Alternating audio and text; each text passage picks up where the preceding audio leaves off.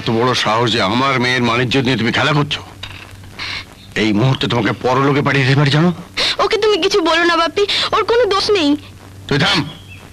একটা রাস্তার ছেলের সঙ্গে মেলামেশা করতে তোর রুচিতে পারলো না? ও রাস্তার ছেলে নয় বাপি, এবার ফাইনাল ইয়ারে ডাক্তারি পড়ছে। তোমার বাবা কি করেন? আমার বাবা নেই, তবে দিদি আছেন। আমার দিদির অবশ্য বাড়ি গাড়ি কিছু নেই, তবে ভাইদের মানুষ করার চেষ্টা আছে। দিদি কি করেন? নার্সিং করেন, পাশ করা নার্স। হোয়াট? আমার মেয়ে একটা নার্সের বাড়িতে বউ হয়ে যাবে? নরকে গিয়ে উঠবে। থামুন। আপনাদের যাদের টাকা আছে তারা প্রাসাদে থাকেন ঠিকই, কিন্তু সেই প্রাসাদে শোনা যায় শয়তানের হাসি। মন্দিরের ঘন্টা সেখানে কখনো বাজে না। আমাদের কাছে দিদির ঘর পবিত্র মন্দিরের মতো। মিতা সেখানে গেলে নরক থেকে স্বর্গেই যাবে। ওসব বাজে কথা রাখো।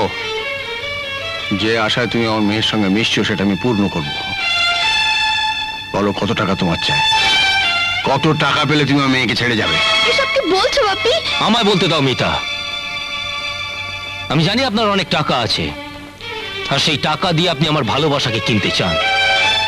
কিন্তু না মিস্টার চৌধুরী, টাকা দিয়ে বাজারের পণ্য কেনা যায়, ভালোবাসা কেনা যায় না।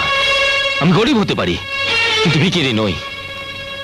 আপনার টাকা আপনার কাছেই থাকুক, তবে যাওয়ার আগে একটা কথা বলে যাই, আমি মিতাকে ভালোবাসি, সারা জীবন ভালোবাসবো।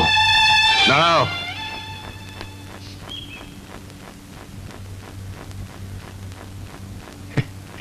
আমি তোমায় পরীক্ষা করছিলাম, আর সেই পরীক্ষায় তুমি পাশ করেছো। হ্যাঁ, তুমি আমার মিতার উপযুক্ত ছেলে। বাপি আরে মা, সত্যিকারে ভালোবাসার কদর দিতে তোর বাবা জানে। তাই একদিন বাড়িতে এসো, একটু কথাবার্তা হোক। তবে এরকম গরম গরম কথা নয়, ওই মনের প্রাণের কথা আর কি। টাকাগুলো রেখে দাও কাজল দি, এ মাসের মাইনে। সংসার যখন তোকেই চালাতে হয়, টাকা নিয়ে আমি কি করব? তোর কাছেই থাক। এতদিন একা ছিলাম, মনে হতো কিছুই যেন আমার নেই। আজ তোদের পেয়ে মনে হচ্ছে জীবনে আমি সব কিছু পেয়েছি রে।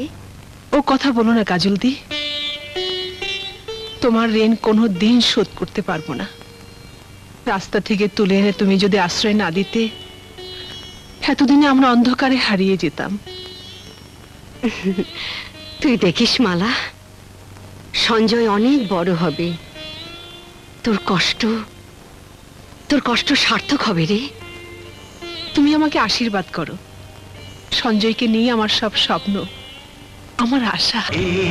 সেদিন তোমার আমার হলো পরিচয়।